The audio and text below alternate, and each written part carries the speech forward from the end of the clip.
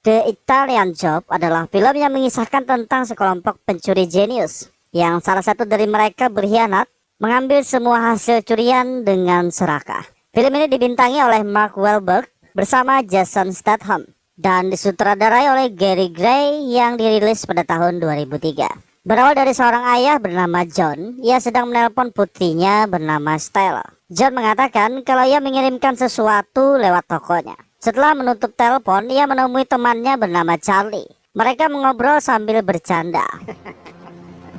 We're after the hall. Fair no show is 3 months of prep down the tubes. We get from the station to our position in 7. Scene berpindah ke dua orang bernama Rob dan Gilligan. Mereka menaiki speedboat yang di sana sudah ada Lyle menunggu. Di sisi lain, salah satu rekan mereka bernama Steve memasuki lokasi target.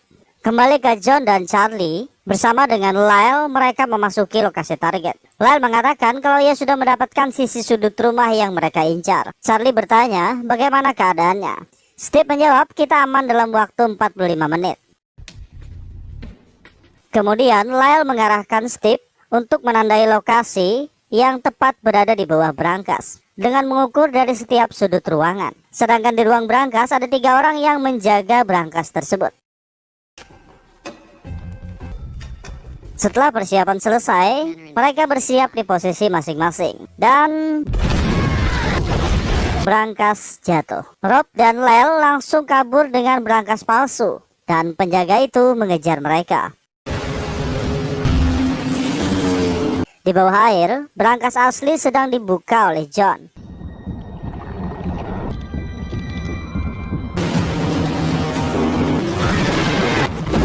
Satu penjaga berhasil disingkirkan oleh Rob, namun 2 penjaga lainnya masih mengejar. Scene berpindah ke John, ia berhasil membuka berangkas tersebut.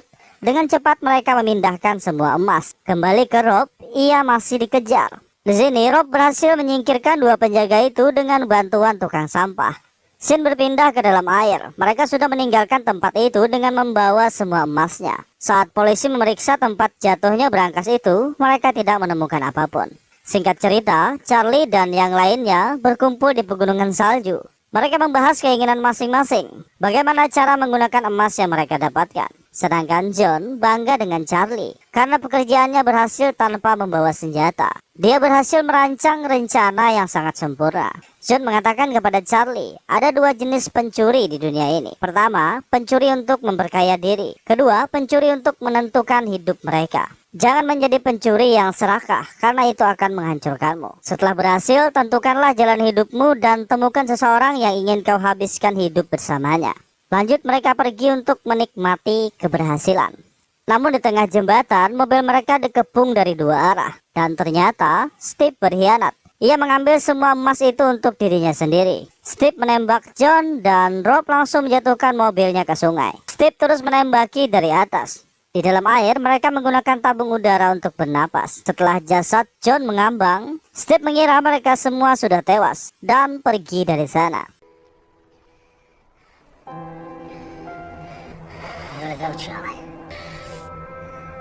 1 tahun berlalu setelah kematian John. Terlihat Stella sudah dewasa. Kini ia menjadi seorang ahli berangkas. Dia bekerja untuk polisi. Not bad. You guys cut us a break on subpoena jobs. Stella menuju kantor.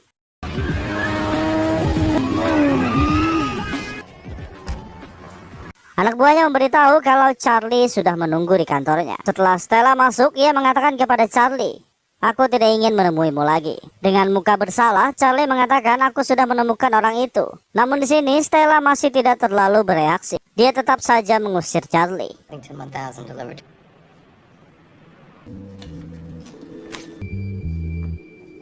Saat malam mulai larut, terlihat Charlie masih kebingungan.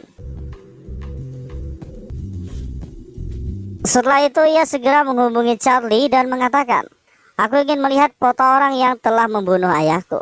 Di lapangan basket, Charlie mengatakan kepada Rob kalau Stella bersedia ikut dan ia adalah seorang ahli berangkas seperti ayahnya. Esok harinya mereka semua berjanji untuk bertemu. Setelah datang, Charlie memperkenalkan satu persatu temannya. Lyle adalah seorang hacker. Gilligan adalah seorang ahli peledak. About ever since. Los Angeles just so we could set the record for longest. Dan Rob si pengendara, dia adalah yang tercepat. Dan Charlie sendiri sudah menjadi pencuri sejak umur 5 tahun. Benar-benar seorang pencuri sejati. Charlie Huss. How you doing? Nice to meet you. James Hyman. Let's go. Hey, Charlie. Malam harinya mereka berkumpul untuk membahas bagaimana caranya memasuki rumah Steve dan mengangkut emasnya. Charlie mengatakan kita masuk saat Steve pergi. Sedangkan Stella membutuhkan waktu 5 menit untuk membuka berangkas itu. Lanjut mereka mulai menentukan lama waktu pelarian untuk membawa emasnya. Esok harinya, Charlie, Lel, dan Gilligan mengawasi keamanan rumah Steve. Let me on his head. A bad experience. Sedangkan Rob mengawasi lalu lintas. Hey, it's a green. Setelah itu mereka berkumpul dan Rob mengatakan lalu lintas sangat buruk. Butuh waktu 33 menit untuk sampai ke tempat tujuan dan 14 menit jika semua lampu hijau. Charlie menyerahkan pekerjaan lampu lalu lintas kepada Lyle. Scene berpindah ke Steve yang menjual emas kepada temannya. Government and nothing more than savings. She's so. Ketika Steve sudah berada di rumah, Lyle terus mengawasinya. Setelah itu, Charlie mengetuk pintu Stella. Karena tidak ada jawaban, ia langsung masuk. Di sini, Stella yang sedang fokus membuka berangkas, terkejut dengan kedatangan Charlie. Charlie memberitahu kalau kita memerlukan rekaman rumah Steve. Kami akan memotong kabel di rumah Steve dengan sengaja, dan kau akan menyamar sebagai tukang reparasi. Esok harinya, Rob dan Lyle mengawasi tukang reparasi. Setelah melihat target, Rob si pejantan tangguh langsung beraksi. Dengan beberapa rayon ajaibnya, Rob berhasil tidur dengan si tukang reparasi tersebut. Setelah Rob mengambil sketsa kunci, Stella menirunya dan langsung mengambil mobil reparasi bersama Charlie. Di sisi lain, Gilligan melepas kabel modem di rumah Steve. Scene berpindah ke rumah Steve. Saat Steve ingin menonton TV, semua TV error. Dengan kesal, Steve menyuruh anak buahnya memanggil tukang reparasi. Get somebody up here and tell him to hurry up. 3320 Skyway and the... Di mobil, Charlie menelpon balik dan mengatakan ia akan mengutus tukang reparasi yang kebetulan sedang bertugas di dekat rumah Steve. Setelah itu, Charlie memasang kamera pengintai di baju Stella. Charlie mengatakan kita butuh lokasi berangkas di dalam kantornya. Just want you to know, I'm thinking very bright. It's gonna be fine.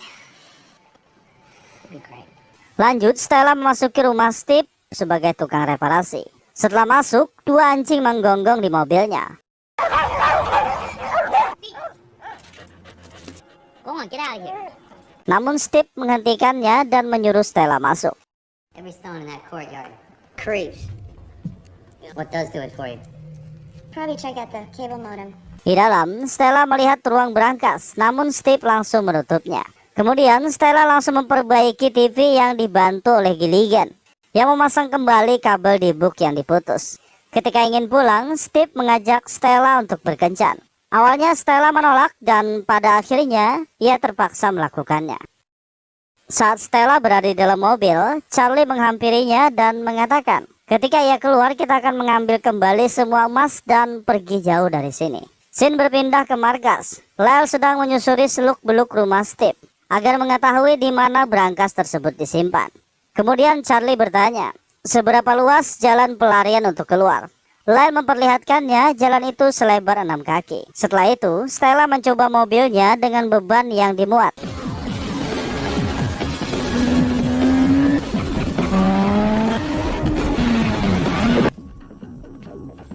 Charlie mengatakan kita butuh mobil untuk tambahan muatan. Rob mengatakan dia mengenal seorang ahli mekanik bernama Warnes. Setelah Rob menjemput Warnes, Charlie mengatakan kami membutuhkan 3 mobil ini untuk bisa memuat 1,2 ton dengan kecepatan yang tidak berkurang dan akan membayar $10.000 untuk modifikasi 3 mobil itu. Dan Walsh langsung menyetujuinya. Mereka mempersiapkan perlengkapan masing-masing. Lyle meretas semua CCTV lalu lintas, Gilligan bertugas merakit bom, dan Walsh memodifikasi mobil tersebut. Welcome to LA's automated traffic light. Oh, oops, did I? Oops. Setelah selesai, semua mobil langsung diuji coba.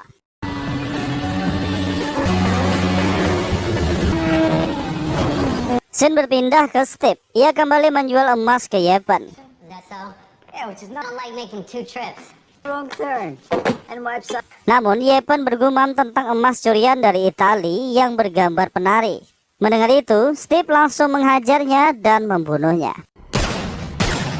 Setelah itu, Steve bergegas pergi dari ruangan itu karena ada seseorang yang datang. Sepupunya bernama Maskop datang. Ia terkejut melihat Yepen sudah tewas. Scene berpindah ke Charlie bersama Gilligan. Ia mengunjungi temannya bernama Skinny Pat untuk membeli perlengkapan bom. Setelah kesepakatan harga, mereka pergi dari sana.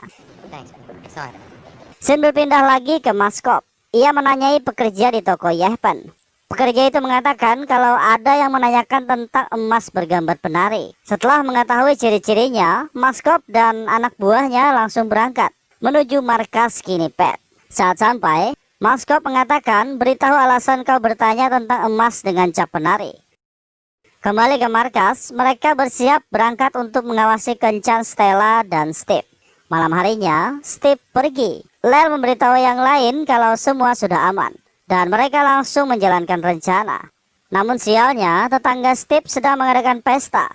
Alhasil mereka harus membatalkan misi. Namun kencan Stella bersama Steve masih berlanjut.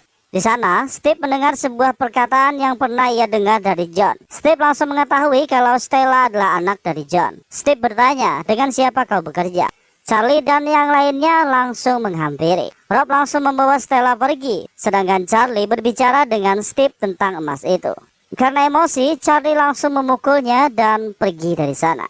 Setelah itu, Charlie menemui Stella. Ia menenangkannya agar jangan terlalu memikirkan kejadian yang terjadi. Besok harinya, ketika di markas, Lel memberitahu semuanya kalau emasnya akan diangkut menggunakan mobil lapis baja dengan pengamanan ketat. Charlie mengatakan itu lebih baik dan mempermudah misi kita, karena berangkasnya akan mendatangi kita. Lel akan mengendalikan lampu lalu lintas dan mengarahkan truk pengangkut lapis baja itu ke tempat yang kita inginkan. Kemudian, Skinny Pat menghubungi Charlie. Ia mengira kalau Charlie yang membunuh Yepen, karena kemarin ia juga bertanya tentang emas itu. Setelah itu, Charlie meminta bantuan Wards untuk melakukan sebuah pekerjaan. Lanjut, Charlie dan Gilligan memasang peledak di dalam rel kereta. Di sisi lain, Maskop juga berangkat mencari kelompok Charlie. Setelah persiapan matang, mereka berada di posisi masing-masing. Lel bertugas sebagai pengarah jalan dan mengendalikan lalu lintas. Rob dan Gilligan mengawasi rumah Steve. Ternyata yang datang bukan cuma satu truk, melainkan ada 3 truk lapis baja. Well, boss, I can't reroute the truck if I don't know what He is.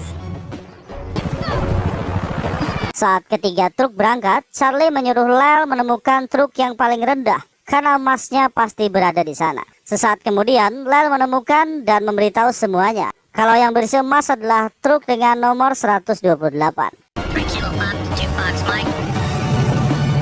Kemudian, Lel memulai mengatur lalu lintas dengan membuat kemacetan. Ia mengarahkan truk itu ke lokasi rel kereta yang sudah dipasang peledak. And computers are down to traffic control center. Yeah, you did. Setelah itu, Charlie dan yang lainnya berangkat menuju rel kereta.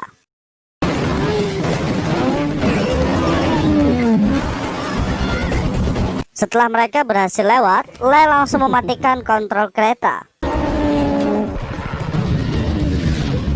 Saat truk sampai di wilayah bom,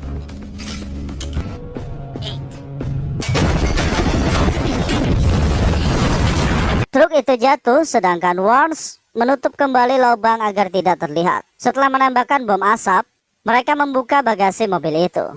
Namun masalah lain terjadi. Di dalamnya terdapat brankas yang berbeda. Steve sudah menukarnya.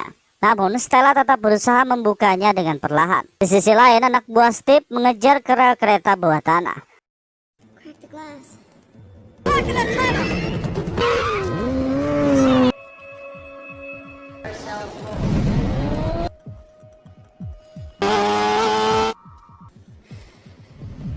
Kembali ke Stella, ia berhasil membuka brankas tersebut.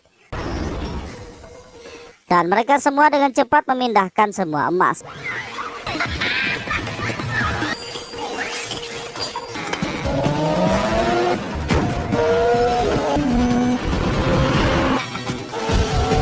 Di sisi lain, dua anak buah Steve mengejar dan menembaki mobil Rob.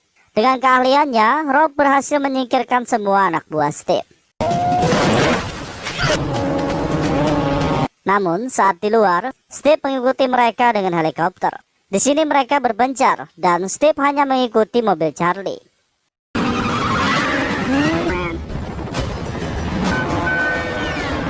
Charlie lari ke sebuah gedung, tapi helikopter Steve itu tetap mengejarnya. Kemudian Charlie melompati helikopter Steve dan membuat paling-paling belakang helikopter itu rusak. Lanjut, Charlie pergi dari sana dan Steve tetap mengejarnya menggunakan mobil. Di sini Charlie membawa Steve ke tempat gerbong kereta seperti yang sudah mereka rencanakan.